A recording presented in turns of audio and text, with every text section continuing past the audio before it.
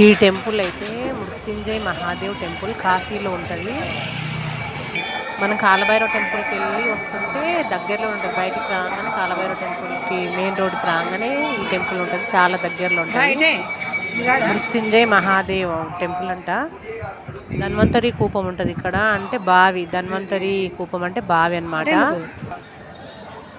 అప్పట్లో సంజీవిని అలాంటివన్నీ మంచి మంచి ఔషధాలు ఉన్నవి దాంట్లో నిక్షిప్తం చేసిరంట ఆ బావిలో. ఆ వాటర్ తాగితే మనకు ఆరోగ్య సమస్యలు ఏవి రావు, మృత్యుంజయంగా ఉంటామని ఆ బావిలో వాటర్ తాగుతుంటారు. అనారోగ్య సమస్యలు ఏవి రావు. ఇక్కడ పూజలు కూడా బాగా చేస్తారు.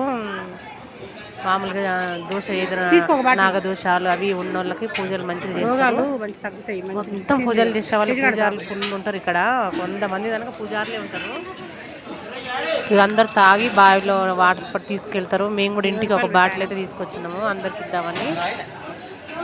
ఇవి ఇలా తాగుతారు అనమాట. అసలు ఎంత తెల్లగా ఎంత క్లీన్గా ఉంటాయి అంటే నీళ్ళు తీయగా చాలా బాగుంటాయి. కాశీ విజిట్ చేసిన వాళ్ళు అయితే, కాశీ వెళ్ళిన వాళ్ళు తప్పకుండా ఈ మృత్యుంజయ మహాదేవ్ టెంపుల్ అయితే దర్శించండి. అక్కడ ఎవరిని అడిగినా చెప్తారు ఎక్కడ అని అడ్రస్. ఇది ధన్వంతరి కూపం బావి అన్నమాట.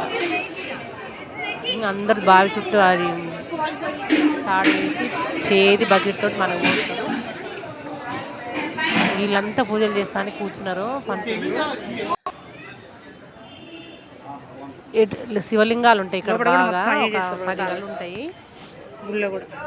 ఇక్కడ కూడా అదే పూజలు చేయించుకుంటారు అనమాట. ఏంటిది ఎలా అయిందని అడుగుతున్నాం మేము. అంటే నాగాదోష పూజలు అవి చేస్తారండి అని చెప్తున్నారు ఆ పంతులు గారు. కాశీలో ఎటు చూసినా గుళ్ళే అండి. ఎంత ఓపిక ఉంటే అన్ని గుళ్ళు చూడొచ్చు. ధన్వంతరి మహాకూపం తప్పకుండా ఈ బావిని దర్శించండి. దాంట్లో వాటర్ కూడా తాగండి. ఆరోగ్య సమస్యలు ఏమైనా తగ్గిపోయాక.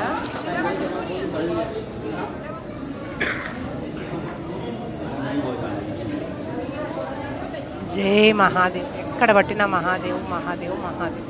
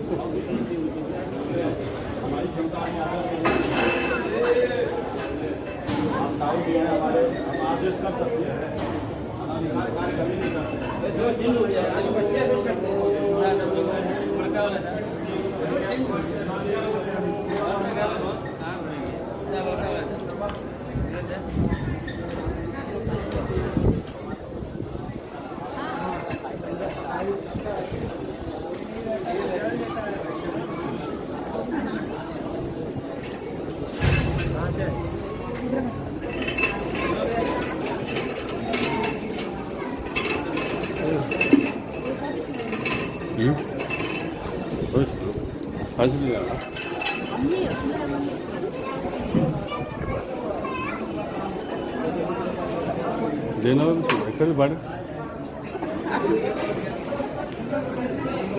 పాప తీసి ఉందా గుడి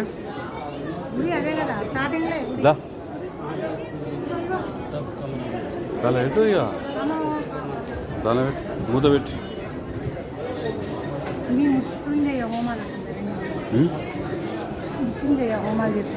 అదే బొట్టు ఎంత ఏందని అడుగు. ఎట్లా